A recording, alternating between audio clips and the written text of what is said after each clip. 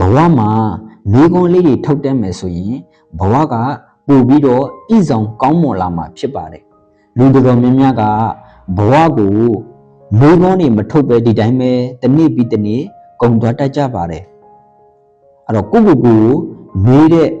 မိကွန်းလေးတွေရဲ့အရေးအတွက်အရေးသွေးပေါ်မှာမူတည်ပြီးတော့ကိုယ့်ရဲ့ဘဝကပြောင်းလဲပေးနိုင်ပါတယ်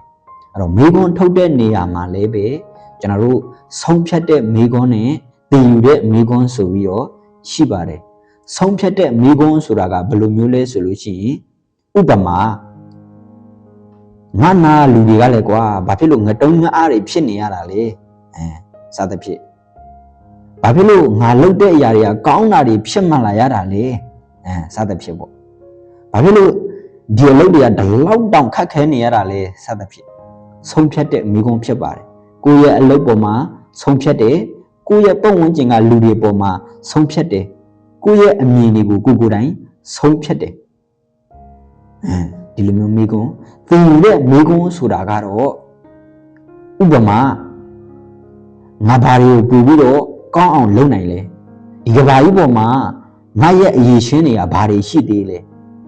ဒီကဘာကြီးပေါ်မှာငါဘာကောင်းအောင်ပို့ပြီးတော့လုပ်နိုင်သေးလဲ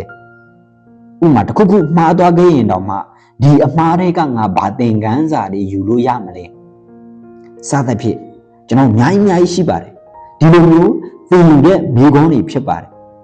အဲ့တော့ကျွန်တော်တို့မှတ်ထားရမှာတစ်ခုကကိုကဘယ်နေရာမှာပဲခလုတ်တိုက်ပြီးတော့ပဲလဲအဲ့ဒီလဲတဲ့နေရာမှာတန်ဖိုးမဖြတ်နိုင်တဲ့ယတနာကြီးတွေတွေ့တတ်တယ်ဆိုတာကိုမှတ်ထားရမယ်အဲ့တော့ကိုယ့်ရဲ့တွေးတဲ့အပေါ်မှာမူတည်တယ်ပေါ့နော်တွေးတဲ့အပေါ်မှာမူတည်တယ်ကိုယ်တိုင်ကဆုံးဖြတ်တဲ့သူတယောက်လိုမျိုးတွေးတာလားဒါမှမဟုတ်အရာရာကိုသင်ယူတဲ့သူတယောက်လိုမျိုးတွေးတာလားပေါ့အဲ့ဒီတွေးပေါ်မှာမူတည်ပါတယ်ဒါကြောင့်မလို့ကျွန်တော်တို့ဘဝမှာမှန်ကန်တဲ့မိကွန်းတွေထုတ်တတ်နေပြီဆိုလို့ရှိရင်တော့သိကြတယ်ဘဝကပို့ပြီးတော့ပြည်ဆောင်ကောင်းမွန်ဖို့အတွက်အလားအလာတွေပိုများလာမှာဖြစ်ပါတယ်